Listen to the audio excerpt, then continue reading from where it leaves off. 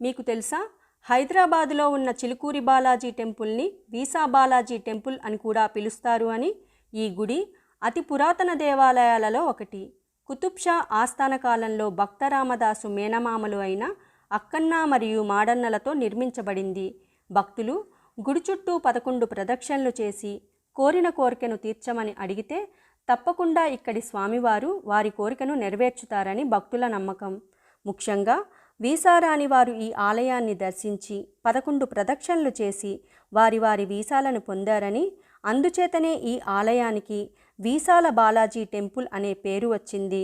ఇక్కడకు పెళ్లి కాని వారు వచ్చి గుడి చుట్టూ 108 ప్రదక్షిణలు చేసిన వారి జన్మ నక్షత్ర దోషాల నుండి విముక్తి కలిగి పెళ్లిళ్లు జరుగుతాయని భక్తులు నమ్ముతారు.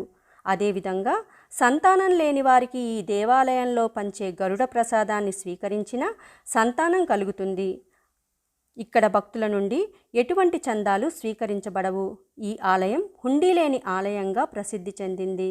మీ కోరికలు నెరవేర్చుకోవడానికి దర్శించుకోవలసిన ఆలయాలలో ఈ చిలుకూరి బాలాజీ టెంపుల్ కూడా ఒకటి.